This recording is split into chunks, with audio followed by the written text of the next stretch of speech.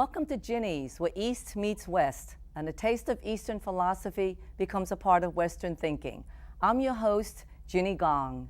My first guest has raised the bar for women in athletics and is truly a role model for the scholar athlete.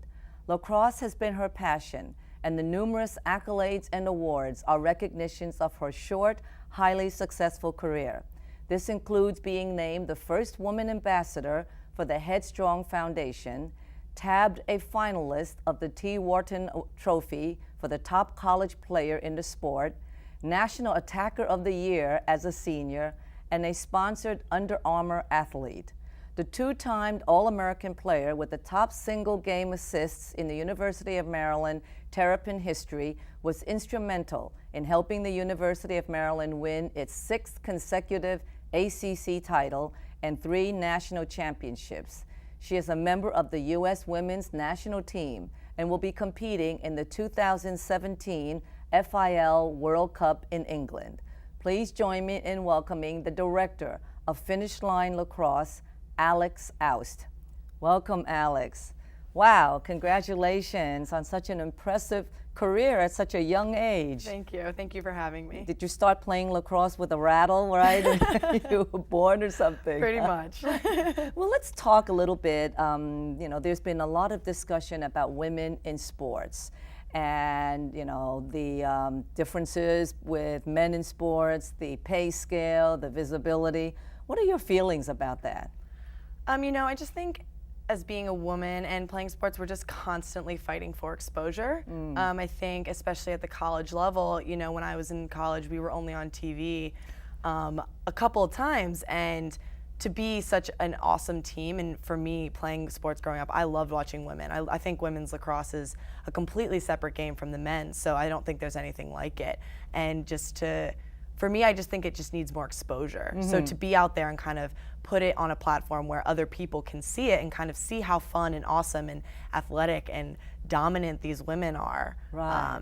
And just to see how passionate they are, I think then people would really want to watch it, men and women. But is there a difference between women in team sports and women in individual competitive sports? Because certainly, take a look at tennis, right? There are a lot of coverage on the Williams sisters and tennis players, and that's not really a team sport. Right. I think it just all depends on the professional level. So, individually, you can be a professional tennis player, a golfer, kind of those sports, but just at the team level, you do struggle to provide income for those athletes and, field a 24-person team. So right. It just takes a lot more income to have that be on the same level as those individual sports. As far as playing, I think that you start out as a little girl as being on a team. If you want to be an athlete, you're, the athletic girl. You're a little team and you play on your team, you play on your kickball or like t-ball teams, and then you grow up, and I think it would be really awesome for those girls to be able to watch college women, but there just really isn't a professional, there's not a professional lacrosse league. Yeah. So it is kind of hard to see it anywhere else. Is there a professional anything team for women? So really, it's really just soccer. The women winning the World Cup this past year was such an awesome thing, and that just blew up the sport as across in the country. Created a lot of visibility. Right, and I think that it's so important and so awesome for women to do that, but it hasn't gotten there yet in other sports. So lacrosse, that is the game for you. Yeah. How did it start? I was joking about the rattle, that's a little lacrosse stick. Yeah, I think, so I grew up in Northern Virginia. Lacrosse is so huge in Maryland, and just kind of being from the DMV area. I actually played basketball growing up, and my first sport ever was karate. So came out of the womb pretty much doing karate, I got my black belt when I was 6 years old. Oh, so our whole family did that, and then started playing basketball, and they actually offered, I was fortunate enough that they offered lacrosse at my elementary school. So we could pick it up, and I just found that it was lacrosse for women, or just lacrosse? Girls. So yeah, in PE we would play lacrosse. So and then I just found that I fell in love with it. I truly believe out of all the sports I played growing up, it's the fastest sport on 2 feet. I think the ball you're playing on a full field, and the ball moves so fast up and down, and what little kid doesn't want to run up and down a field as fast as they can? So I really just took to it, and then started playing outside of school, and it kind of snowballed into being my favorite. So how does somebody become that aggressive? I mean, you have to be, right, to play. I mean, you're the attacker. Right, right. How does that feel when you're like the best attacker? I think, honestly, it's just all about being competitive, and I think that's why you do it. I think it's something that's innate and in you.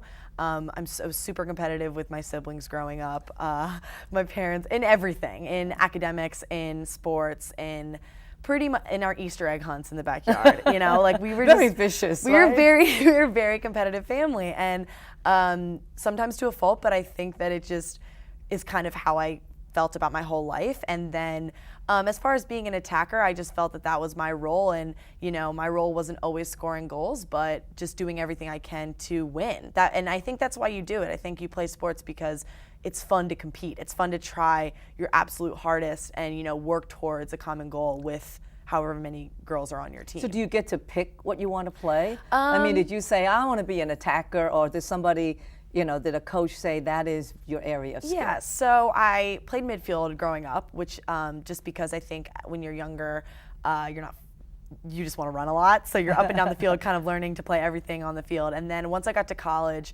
I just wanted to do everything possible to get on the field. So, and just stepping into such a successful program, the hole that was there that I could fill was the attacking position. So, and then I would say after my sophomore year, I kind of really adopted that role, and really, I mean, now I can't even imagine playing midfield. But I think one of my strong suits was playing a lot of sports, so I was able to kind of make the transition into an attacker or defender, which is kind of why they, at least at Maryland, we kind of recruit heavy midfield so that you can kind of be trained into a specific position. So Maryland has a good reputation yes. for lacrosse? Yes. They have the most winningest program in the country. They have like the longest winning streak, which was 10 national championships, or they have total now 12 national championships. They won 7 in a row. Wow. Well, 6 of them you were part of, right? 6 ACCs. Yeah. So yeah, 3 national 6 championships. ACs, right. Yep. Wow. And then after you graduated, you worked with the program, yes. right? You became director of? Yes, I was director of our operations for the women's lacrosse team at Maryland, which was awesome. I mean, getting to be able to stay around, and my sister actually played on the team. So we got to play for 2 years together, which was incredible and such an awesome experience to be able to play and kind of, I'm super close with my family, so being able to play together on the same team. And then after graduating, just kind of being able to still be that leadership role, but as well as kind of learn from the other side of everything, kind of stepping in. I'm not their friend or teammate anymore. I'm now their coach and director, but still being able to be a part of the program and kind of give my 2 cents to help them be successful. Yeah, because I always wonder when I watch tennis, with the Williams sisters and competing against each other. And then when I was writing the script, I realized you and your sister, were sort of playing in that same kind of sport. Are you against each other at any point? So luckily, we don't play the same position. So she's actually a defender, and I'm an attacker. So yeah, we would go against each other in practice, but it was fun. We're very different. I would say I'm definitely more of the aggressor than she is, but she's so skilled. So she pushed me in other ways that I couldn't be by other people. But it was also very comforting to kind of have a family member there that could, because it was hard. I mean, it was a really hard transition from high school to college. So just to kind of have another person there, and I know vice versa, it was awesome to kind of. So where is this competitive nature coming from? Your Irish German dad or your petite mom? Yeah, who's what, Thai? She's Thai, yes. Thai. So I would say my actual ability comes from my dad, but he played football in college. But my mom, my competitiveness is 100% my mom. She is a firecracker. My mom is, I mean, the woman can't lose anything. She will walk away from card games when we were younger because if she was losing. So she definitely is where our competitive spirit comes from. But I think that's from just within her. She was a fighter her entire life. So it was kind of how we were raised. I don't know. It's funny to think about, though, that it came from my little pushing 5-foot mom. Let me ask you about the Under Armour, okay? You're the face of Under Armour lacrosse. How does that feel to see pictures of you in the stores? Yeah, I mean, it is such a humbling experience, especially to be surrounded by such amazing women. For me personally, I was so ecstatic when they offered me it, especially going to Maryland, being an Under Armour school, and then being able to be an Under Armour athlete afterwards. But now just kind of seeing how they've taken the women's brand and really had this push towards, you know, the strong, beautiful female athlete, it's like so amazing to me, especially with Misty Copeland being the first African-American principal ballerina, you know, just having, and then being surrounded by Lindsey Vonn, like Sloane Stephens, all these amazing athletes. I can't even believe that I'm a part of it, let alone a lacrosse player. For me, I just think that it's awesome to even have, as one of the team sports, have lacrosse be recognized on that level. Well, I think it's awesome just to see an Asian American, you know, on that, at that level. That's great. Plus you get all this free clothes, right? Yes, definitely get top of the line gear. Right. You know, we don't have a lot of time left, but I want to ask you, what advice you have to give somebody else who wants to pursue a career in professional sports? Yeah, I would say don't give up and don't ever stop having fun. I think the second it's not fun, it's not worth doing anymore. I think team sports teach you so much about life and everything, and you know, you have to work so hard. And I mean, my dad always told me there's always someone better than you out there, and there's probably a group of people that are better than you, you know, at the next level. But if it's fun and if you want to reach that level, just keep practicing and don't let anyone tell you anything different. You know, just go out there and do what feels right and push yourself. And that advice has worked for you. Wow. Well, Alex, we want to wish you well. We want to, you know, learn more about your successes moving forward. Thank you for sharing your experiences. Thank you so much for having me. Great, great. Good luck to you. Thank you. It's time for us to take a short break. We'll be right back. Stay tuned.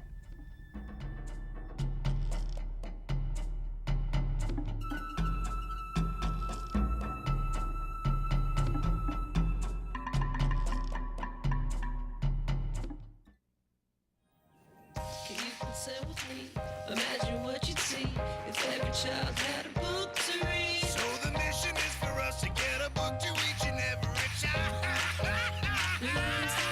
So let's join hands, book people unite. Unearth hidden passion. Come on, we'll have a good time. One book can be the first little thing. Helps to change a life. Book people unite. Read to a child today and spark a lifetime of ambition.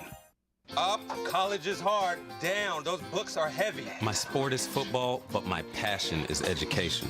Right up here. So every year I take promising high schoolers on a college tour Lights there, darks there. to show them that higher education means a brighter future. My name is Nnamdi Asamoah. I don't just wear the shirt, I live it. You can be a reader, tutor, or mentor too. Take the pledge at liveunited.org/volunteer.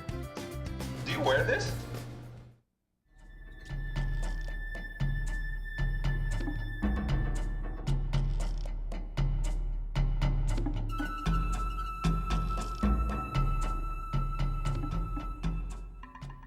Welcome back to Ginny's, where East meets West.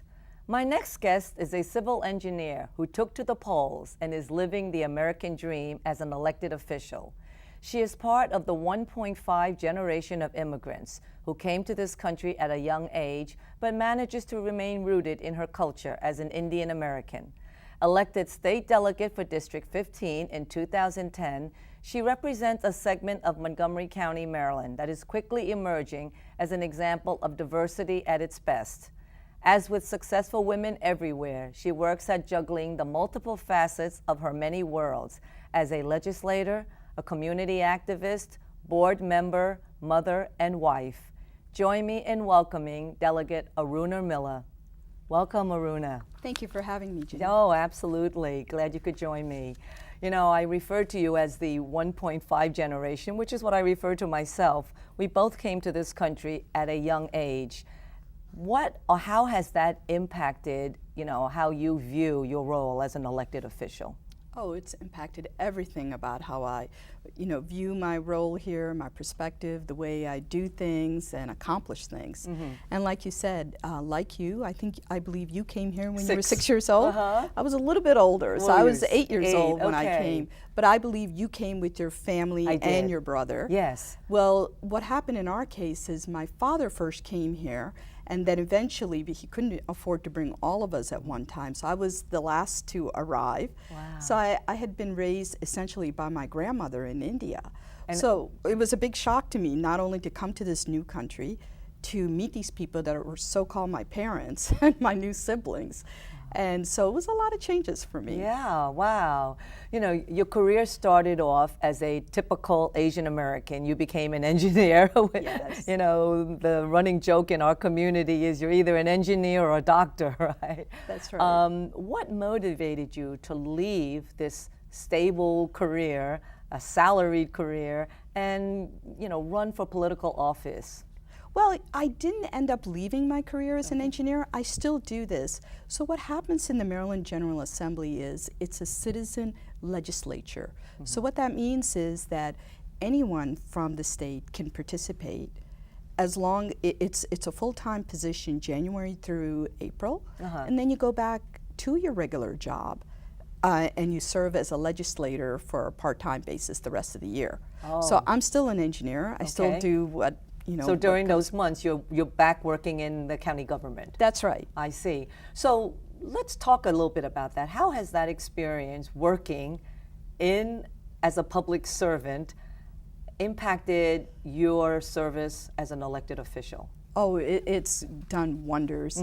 And the reason why I say that, Ginny, is because in the Washington, D.C. metropolitan area, we've been recognized as #1 in the nation for traffic congestion.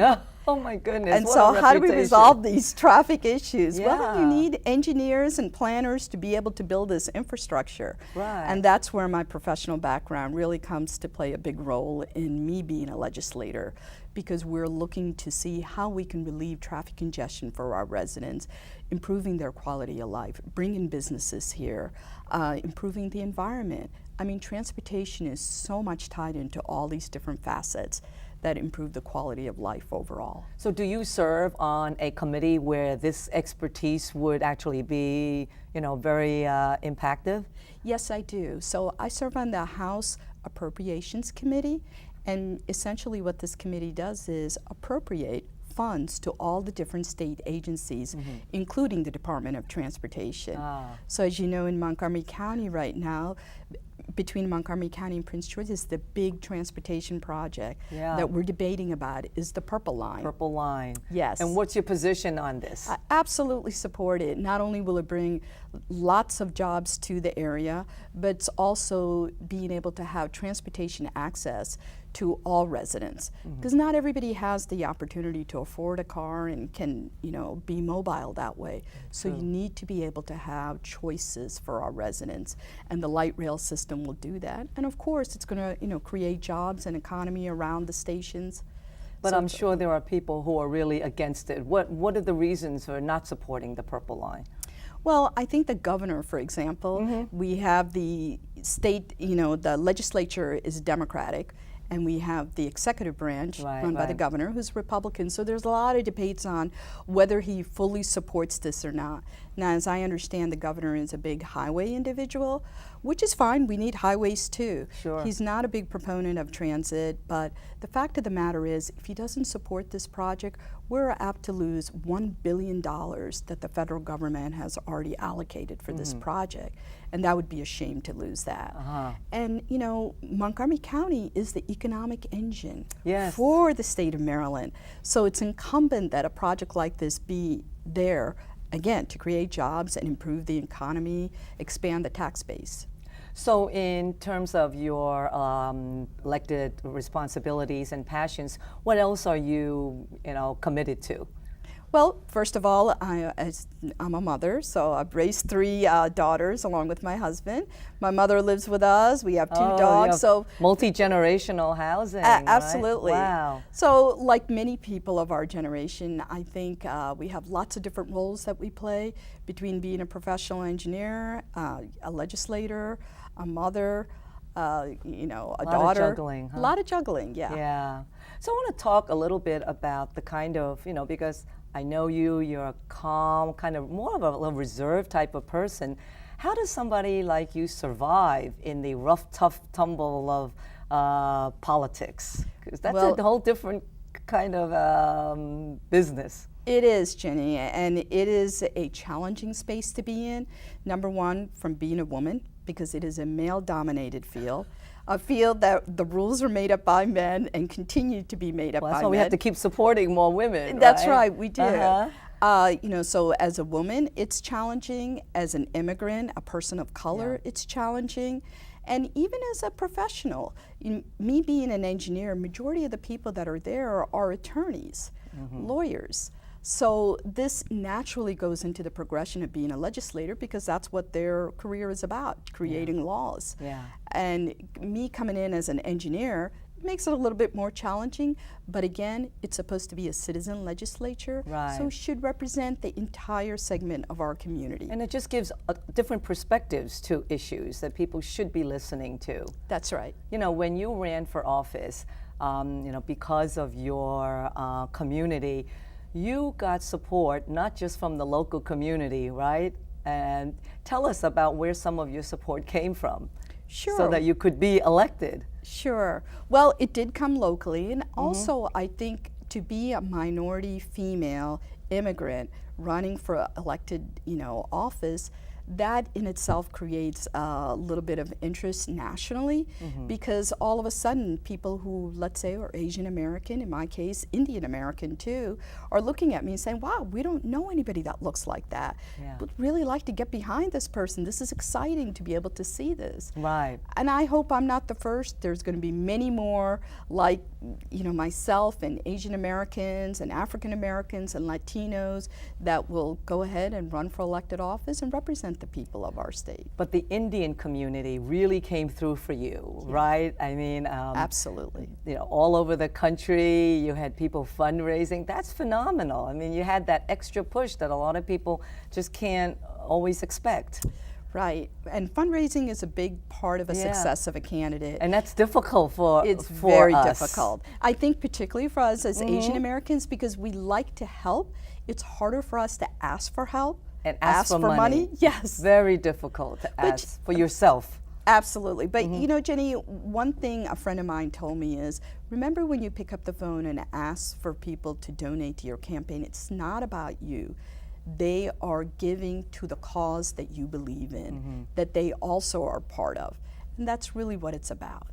So in your experience, did you ever feel, or were there any suggestions that, you know, why should you be representing these communities? Did you feel that there were views that maybe you know, were not American or anything like that? Because that is prevalent out there in people who look different. Absolutely. But I have to say, Ginny, in my case, all the times that I went out and knocked on doors and I told people I was running for office, that was never a question that came up, that you don't look like me, who are you to run? It was never that. It was more about, what do you believe in, what do you stand for, how do you feel about education, how do you feel about women's right to reproductive health care, the type of issues that moves, you know, the entire state forward.